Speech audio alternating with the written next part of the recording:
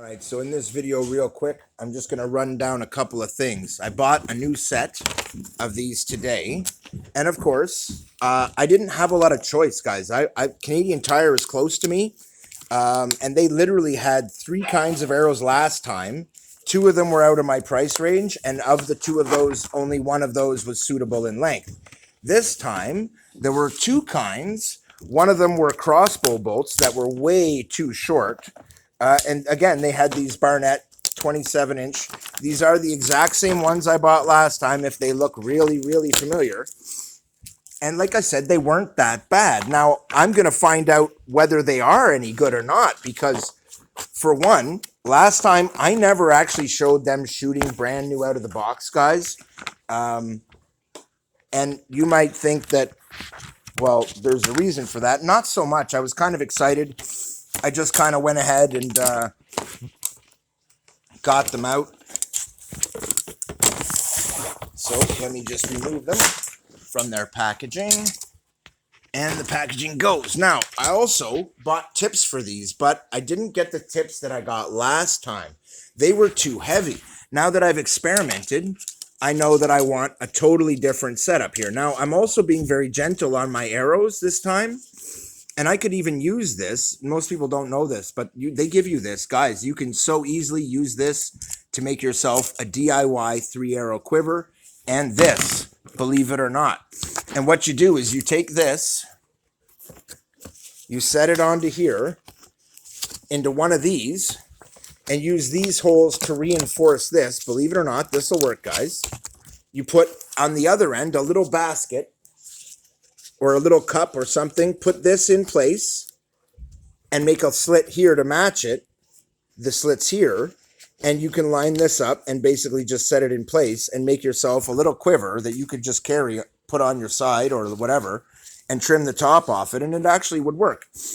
Not that I recommend it, but I absolutely recommend keeping that guy and using it to separate your arrows. I might actually put one in my quiver on either side. I actually have the other one around somewhere, maybe.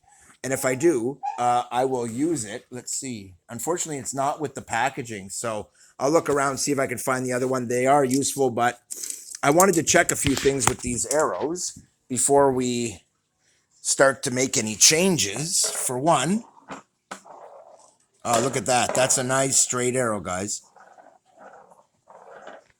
Sorry. That's nice. So I just want to check each of my arrows.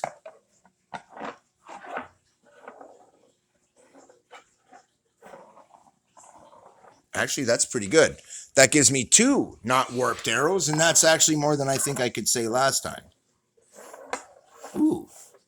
Maybe I just got a bad batch last time, guys, because these actually seem really good. So now I'm going to do my standard kind of accuracy test. I'm just going to set you guys up right here. I'm going to adjust the lighting, and I'm just going to do a quick test off a bow that you've seen me fire before, so you know I'm not flim-flamming all of a sudden. If they turn out to be way more accurate than the other arrows, which I don't know, they might. I'm also made a Hey, enough! I also made a resolution here, guys, that I'm not firing this out of anything but this bow. All these arrows will only ever be fired out of this bow, which means I now have 4 arrows for a very light bow that I actually quite enjoy shooting. Okay, that's the up modified arrow. Okay, now I'm going to shoot for you the stock arrow, unmodified, brand new. Owie. Owie. Why owie? Because the fletching hit my hand. Because there is no arrow shell. Which brings us right back to the old problem again. Where now I'm going to put on a glove. And that's all well and good. But the fact that I'm putting on a glove means I really need to dial this in a little bit better. Why?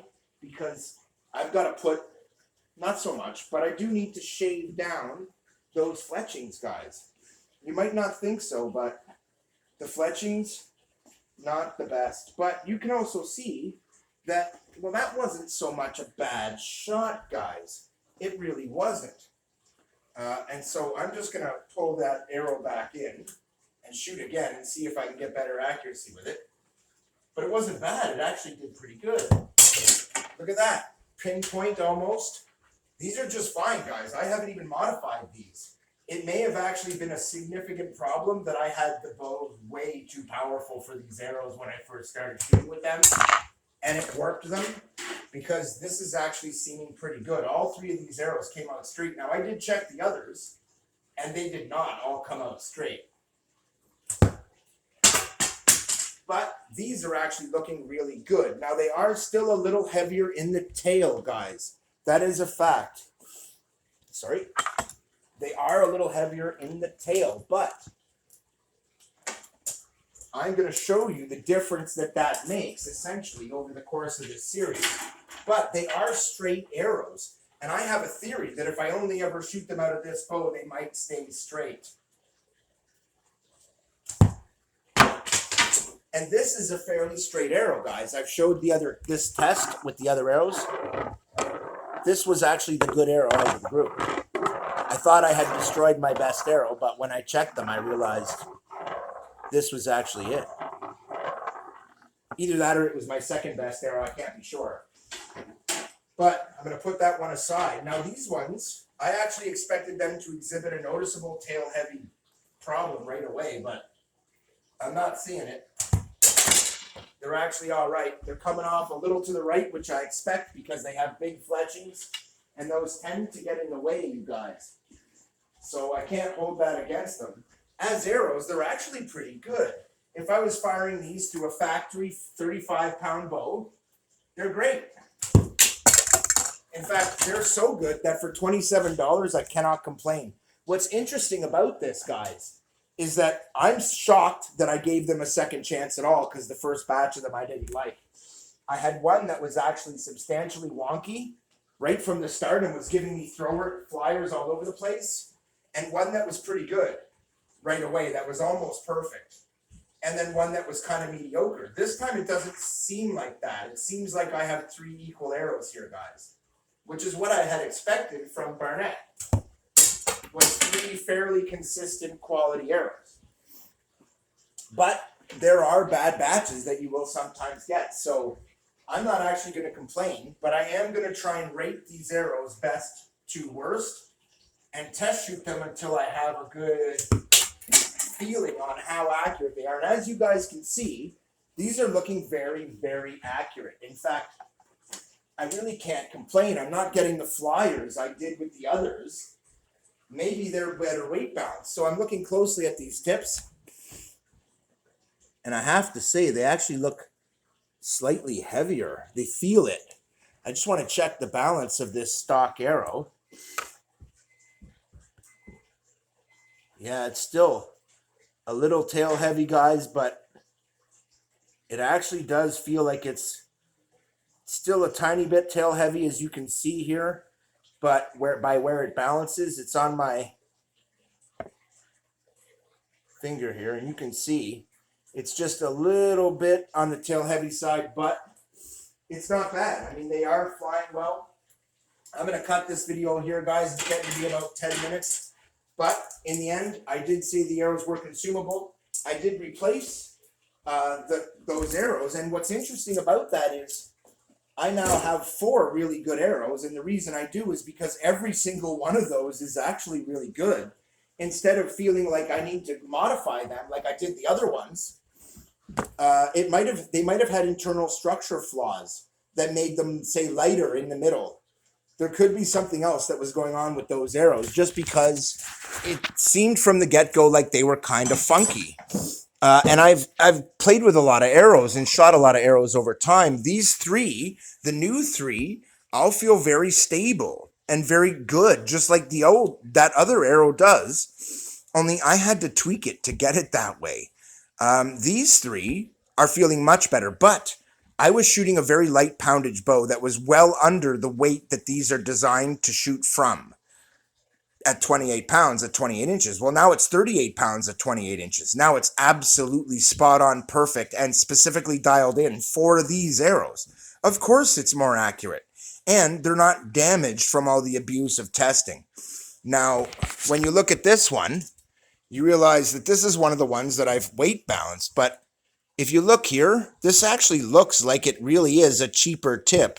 And the other one feels better. It feels like it has a better weight distribution than these ones ever did to start with in these ones. And I'm not sure what's up here. They look like the same fletchings, but when I look really closely, they do look the same. They look really good, actually. All of these ones look perfect. And they weight balance nicely and they roll perfectly, which means they're actually nice, straight, true arrows, all three, which means I'm not going to be abusing them. I will pat them like my little bestie buddies. Why? Because they're good arrows, guys. And I will keep them. In fact, the arrow that I just made is just as good, but I had to DIY that arrow. Now, this is my point. I could have just bought the three, done just barely what I needed to tune them up, and they would have been just as good as these other three arrows. Not quite, just shy of, but close enough that it would be hard to tell the difference while you're shooting. And that is consistency in your accuracy to a large degree. Shooting the right arrow from the right bow in combination gives you good accuracy. That's it for these ones, guys. I can recommend these Barnett 28-inch arrows. In fact, especially even more so now that I've had my second set. These do seem to have a little heavier tips than the last set. And they just felt a little better in the hand, and their weight distribution wise. And sure enough, when I checked them, that is backed up. They are slightly heavier tips this time. It might be only incrementally, but I noticed even a 0.1 or 0.2 difference made a big difference. And there can be that kind of variation between batches quite easily. And so I think these ones are 0.2 or 0.3 heavier than the last ones, which means they're a little bit better. Once I shave down the nocks, the feathers just a little so they don't rub, they'll be perfect, guys. I really won't need to do much to these arrows. That being said, I'm going to cut this one here. I've also got a few things. I want to put the plastic caps on them and CA glue those in place, but I really wanted to show you these arrows beforehand so you can have a baseline of what they were like. Keith out. Unfortunately, on the last note, I cannot show you what they were like the first time, but that was on the same bow, but it was 28 pounds at 28 inches then. Now it's 38 pounds at 28 inches, and that makes a big difference to how well it slings those arrows. They were heavy arrows being grossly underpowered, and of course they were inaccurate. Of course they were too heavy, and they were very sensitive to their weight. Now they're less sensitive to the weight because I'm firing it out of a 38-pound bow. But there's limits to that, and I've pushed those limits right to the edge at 38 pounds because these are 40-pound arrows. That's it. You don't want to push any harder than that. That being said, all I'll do now is fine-tune the weight balance. Keith out.